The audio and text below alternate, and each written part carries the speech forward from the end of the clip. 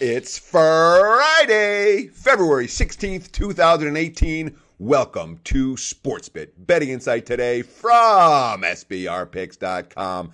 And a loaded weekend preview show. We've got 4 big game breakdowns.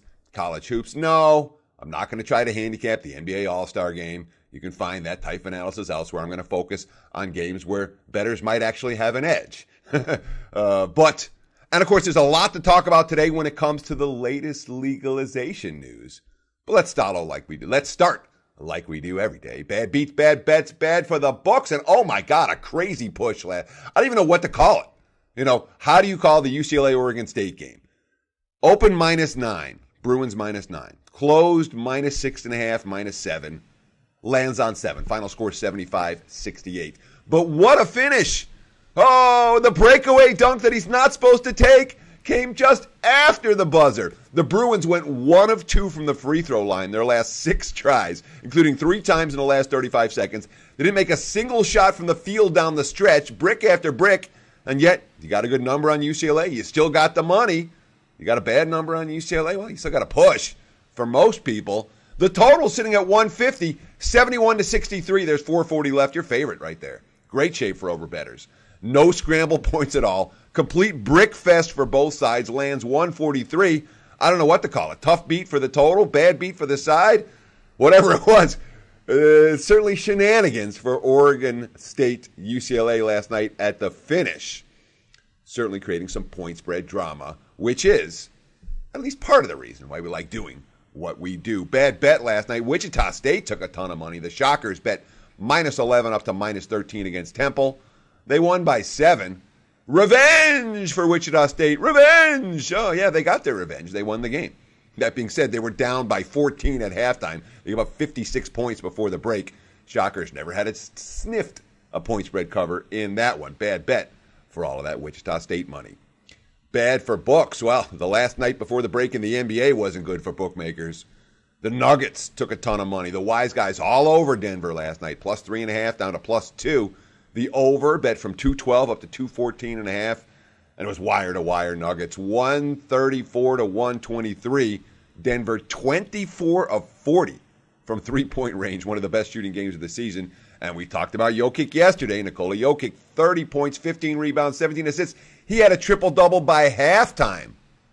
The Denver Nuggets, very quietly going into the break, only a half game behind Oklahoma City for the number 5 spot in the Western Conference. And certainly, you talk about bad for books last night, Lakers and T-Wolves, the over, steam, serious steam, 222.5 up to 227.5. Final score, 119, 111, lands 230. Teams played at a circus pace. They only made 13 of 55 from three-point range, and the game still went over the total. Yeah, that was a bad result for the house. And Houston in college hoops last night, +3.5 down to +2 against Cincinnati. Yeah, the Cougs won that game straight up. Since he's got a Final Four defense, the question is whether they have a go-to offensive player at crunch time. Last night, that question was not answered at Houston. Bearcats go down in flames. We'll talk about some of the top teams in college hoops going down a little bit later in the show.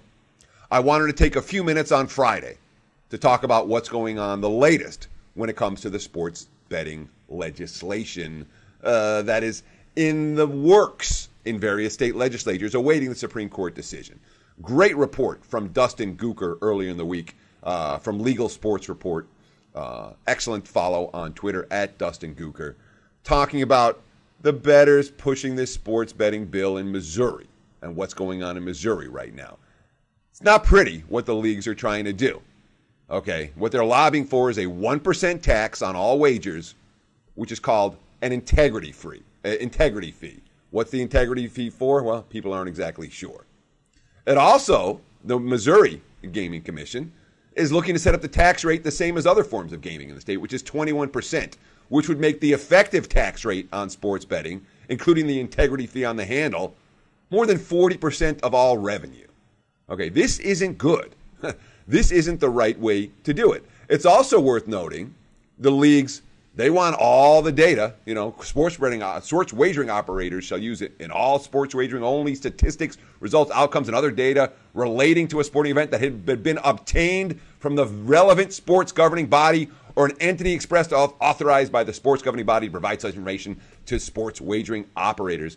The impact means the bettors or the bookmakers are going to have to purchase data from whatever data provider the league requires. This isn't right. All right.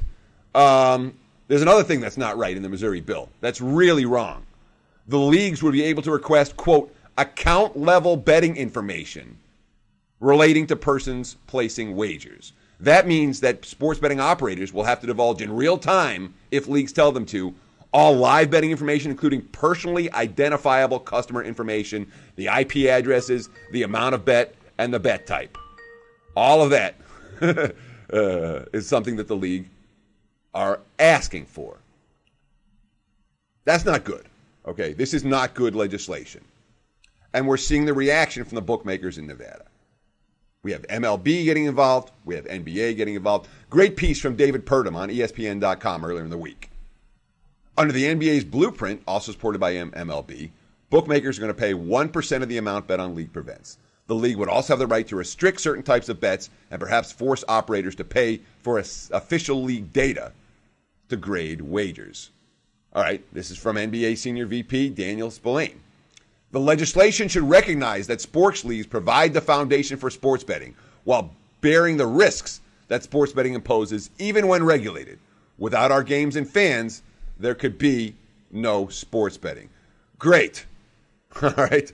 You understand what they're saying here? The leagues are trying to say, well, none of this exists without us, so therefore we should get the lion's share of the revenue, not the bookmakers. They don't care about the bettors at all. Leagues are looking at this as a revenue grab. Chris Andrews, my friend over at the South Point, he said it absolutely right.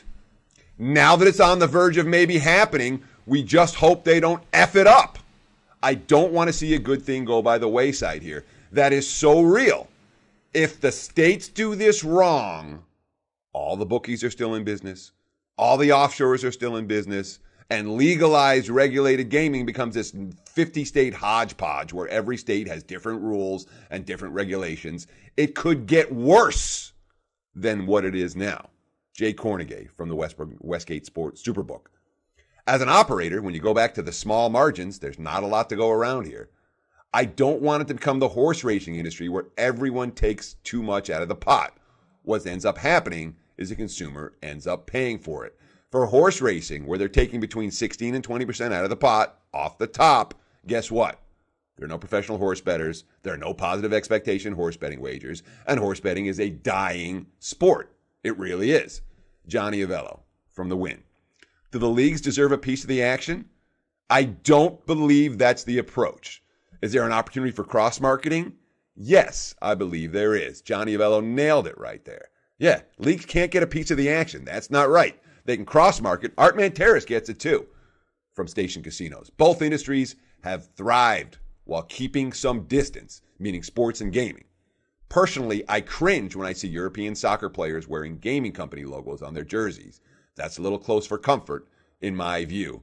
We're going to get there. They're going to be wearing gaming logos on their jerseys. The question is, how much do the states and the league suck out of the bettors' pockets? Beware of what's going on when it comes to the current focus on state-by-state legalization, should the Supreme Court case be ruled in our favor. No NBA All-Star breakdown here. We're going to focus on games you've got a chance to beat. 4 college big game breakdowns coming up next, including tonight's A10 showdown on ESPN Tune. Stay tuned right here for more Sportsbit Betting Insight today from SBRpicks.com. Like the show? Help us keep the lights on. Please make sure to comment, share, and subscribe to all the Sportsbook Review videos. Thanks so much. Best of luck. Enjoy the games.